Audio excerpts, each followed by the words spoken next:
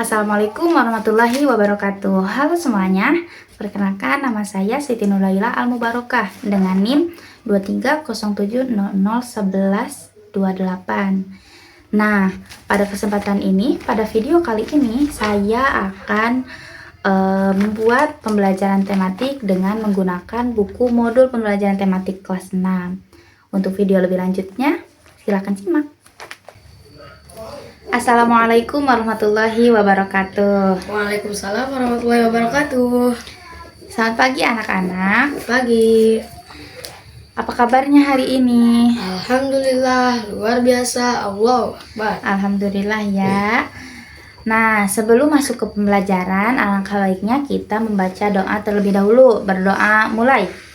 Bismillahirrohmanirrohim. Raditu billahi robba wa bil islami dina wa bi muhammadin nabiyya wa rasula rabbi zidni ilma warzuqni fahma bi rahmatika ya arhamar rahimin. Alhamdulillahirabbil alamin. Nah, hari ini kita akan belajar SBDP tentang mengenal patung pada halaman 8. Coba kalian buka di halaman 8. Sudah, Bu. Nah, ada kan mengenal patung, ada di situ ada gambar patung Monumen Pancasila. Coba bisa dilihat baik-baik oleh anak-anak. Ada? Ada. Nah, sebelum masuk ke materi yang ini, sebelumnya kita pernah membahas tentang patung Monumen Pancasila Sakti. Iya, betul.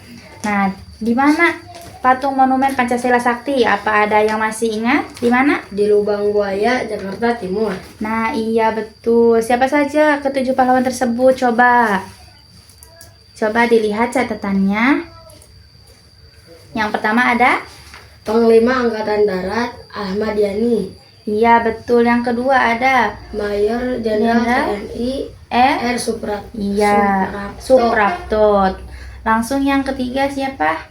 Mayor Jenderal TNI MT Haryono. Iya betul. Selanjutnya Mayor Jenderal TNI Siswondo Parman. iya betul. Selanjutnya lagi Brigadir Jenderal TNI di Panjaitan. Iya. Yang keenam Brigadir Jenderal TNI Sutoyo Siswomiharjo. Iya. Yang ketujuh Letnan 1 Ajudan Jenderal TNI AH Nusutio. iya betul. Ingat gak monumen ini diresmikan pada tanggal berapa? 1 Oktober 1973 Iya betul. Oleh siapa? oleh Presiden Soeharto. Sebagai simbol penghormatan terhadap pahlawan revolusi. Iya betul. Nah, jadi pada tanggal berapa hari kesaktian Pancasila? 1 Oktober. Iya betul. Nah, sudah mengerti belum materi yang kemarin? Sudah. Nah, jadi kita bisa melanjutkannya ke materi SBDP ya untuk hari ini, yaitu mengenal patung. Coba dilihat lagi halaman 8-nya bukunya. Nah, patung adalah sebuah karya seni yang hasil karyanya berwujud 3 dimensi. Hasil karya seni patung biasanya diciptakan dengan cara memahat, modeling seperti dengan tanah liat, atau casting dengan cetakan. Nah, orang yang bisa melakukan seni rupa disebut dengan pematung. Hasil dari karya seni patung dapat bertahan selama mungkin. Patung dibuat dengan menggunakan bermacam-macam bahan. Coba lihat di bukunya, ada berapa bahan? 3. Iya betul, ada 3. Yang pertama bahan apa? Lunak. Yang kedua? Bahan sedang. Dan yang ketiga? Bahan keras. Nah iya betul. Yang pertama bahan lunak. Material yang digunakannya itu empuk dan mudah dibentuk. Contohnya seperti apa? Coba. Tanah liat. Iya betul. Lalu apa lagi? Plastisin Dan sabun. iya betul. Yang kedua bahan sedang. Material yang digunakan tidak lunak dan tidak keras. Contohnya seperti apa? Kayu waru. Kayu Iya, senon, iya betul. kayu randu, Dan kayu mahoni. Yang ketiga ada bahan keras. Material yang dapat digunakan berupa kayu atau bebatuan yang bahannya keras. Contohnya apa coba? Kayu jati. Iya bisa. Lalu kayu apa lagi? Kayu ulin. Kayu batu granit. Iya.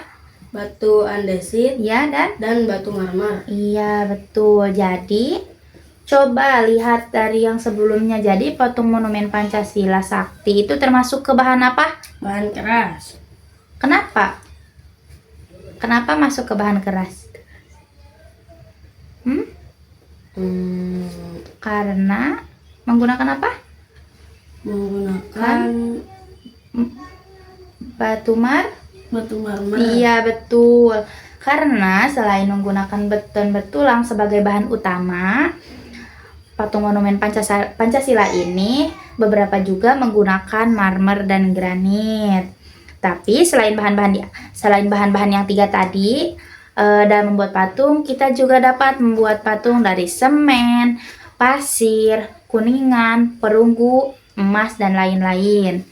Nah, dalam membuat patung, seorang seniman dapat membuat patung dengan berbagai teknik tergantung pada bahan dan keahlian yang dimilikinya. Teknik-teknik tersebut antara lain teknik mengecor, modeling, menempel, dan busir. Coba lihat teknik mengecor itu seperti apa?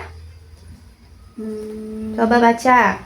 Teknik mengecor atau mencetak adalah teknik yang dipakai jika media yang digunakan bersifat cairan. Nah, sebelum mengecor, seorang pematung harus membuat cetakan terlebih dahulu. Ada 2 jenis cetakan pada teknik mengecor patung, yaitu yang pertama bivalve. Ialah teknik mengecor dengan cetakan yang dapat dibongkar pasang. Teknik ini dipakai untuk mendapatkan hasil dalam jumlah banyak dengan model yang sama. Sementara teknik yang kedua ialah akar perdu, dipakai hanya untuk mendapatkan satu hasil. Biasanya cetakannya terbuat dari bahan yang mudah dipecahkan seperti dari tanah liat. Nah, selanjutnya ialah teknik modeling. Adalah teknik pembuatan patung dengan memanfaatkan bahan plastik seperti lempung atau tanah liat. Iya, tanah liat. Nah, teknik patung modeling biasanya hanya untuk membuat model, untuk selanjutnya dibuatnya dengan bahan lain atau dicor. Bahan untuk cor umumnya menggunakan aluminium, perunggu, fiberglass atau semen.